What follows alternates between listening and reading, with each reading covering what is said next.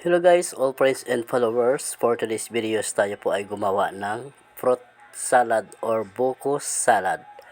Ito na guys, binuksan na po natin yung malalaking fruit salad. Binili po namin kahapon ito po sa SM. Ayan. Lagay na po natin sabay-sabay lahat guys. Kaya sundan nyo lamang po ito ang ating video. Sana po mapanood nyo mula umpisa hanggang dulo. Huwag nyo kalimutan like, share, and comments para po kayo ay laging updated sa aking bawat na-upload ko na video. Ito na guys, step by step tayo. Kaya binuksan na po natin lahat ng ating mga ingredients at ipinagsama na po natin lahat. A few moments Meron po later. tayo mga fruit cocktail. Marami po ito guys, at saka meron pa po tayo ng corn. Mas masarap lang lagyan po natin yung corn para mabango po yung ating buko salad. Sana all. So yun po. Ayan, ilagay na po natin lahat. At saka ilagay na rin po yung ating mga cream. A few Meron pa kami moments Nestle later. cream. At saka meron din po kami mga Angel Evap. At saka meron din po itong condense para po mas masarap ang kanyang lasa.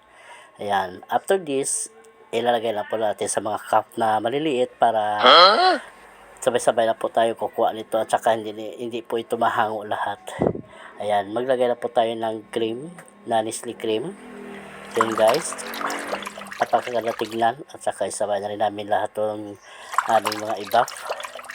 Masarap talaga guys sa ating mga fruit salad. Marami talaga ingredients, saka kailangan po talaga kompleto po. Ayan, ang dami guys, di ba?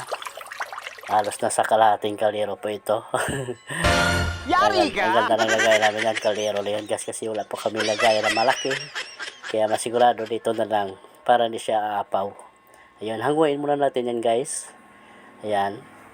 Napakaganda talaga tignan. Nakakasawa naman kasi guys pag gumawa ka ng ng macaroni salad.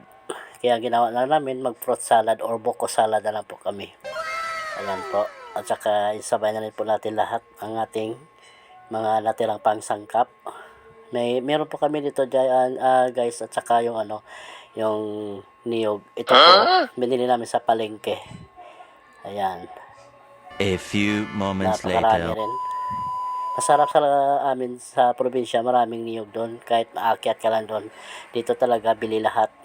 Ayan, hanguin muna natin yan guys hanggat sa ma-absorb po ang kanyang lasa. Meron po tayong Eden cheese at saka ito po yung ating guys na mga binuhos kanina. Ayan. Meron po may malalaking fruit cocktail, saka maliliit na fruit cocktail, at saka corn. Kaya hanggang dito lamang po ang aking munting video. Maraming salamat po. Thanks for watching.